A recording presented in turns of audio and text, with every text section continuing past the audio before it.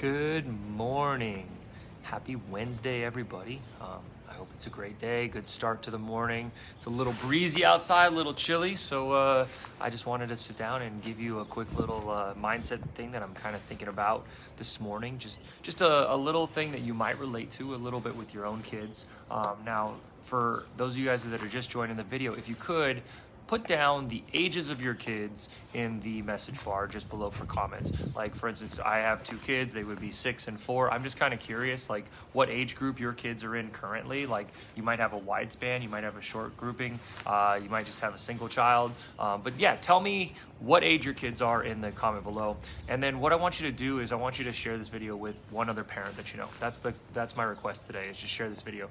So my thought process, and this is something that's been happening a lot, especially from our martial arts program, helping parents kind of relate to their kids. Right now, there's kind of this clash that's starting to happen because kids are trying to get out more. They're starting to see that there's opportunity out there. They're starting to see that there's different things that they can go out and do, different sports, different activities.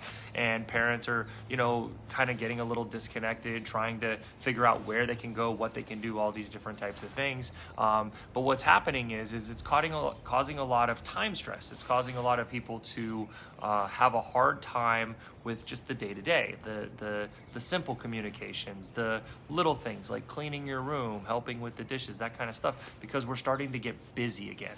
And busy always creates a different vibe. When you're a busy family, the stress, the anxiety, the timelines, all those types of things start to add up.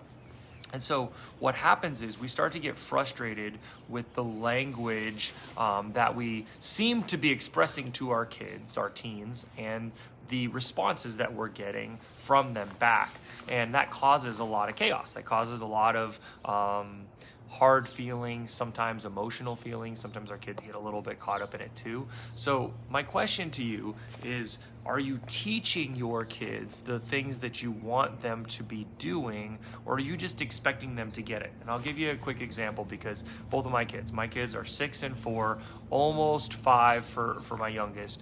And right now we're having that issue at home where a lot of times we're asking her to do something and she's starting to stand her ground. She's starting to express things that she wants to do or doesn't want to do.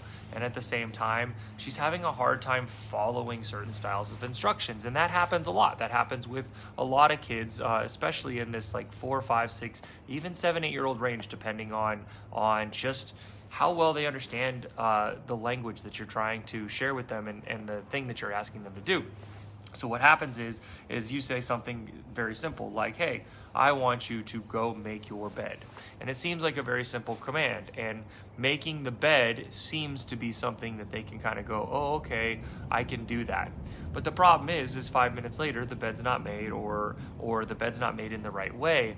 And we kind of get frustrated with that with our kids, because next thing you know, what they think they're doing, or if they don't do it at all, it turns into our frustration, because we say, well, you said yes, you said, okay, I'll go do that, and then you didn't do it. So what's happening is a lot of parents a lot of times just expect that just because they said, hey, go make the bed, that the kid just understands that process. So my question is, did you teach them how to make the bed? And did you teach them repeatedly? Did you share with them the importance of why they need to make the bed, or how they need to make the bed the right way? Did you give them those lessons? Let me give you an example that relates to adults, because I think this is a really powerful thing to remember. Is we have, our bosses at work. How many times has your boss come to you with something that he wants you to get done, she wants you to get done, and they just tell you, they just verbalize it. They say, hey, I want you to go file these files, or I want you to go do these things. And it's a new task. And the new task doesn't get done to the exact expectations of your boss, your employer, or even, like you to somebody else. You tell your employee the same thing, and they don't quite do it the exact same way. How many times that happen? So the question is, do you need to be helped through that process sometimes too? Are you able to just figure it out?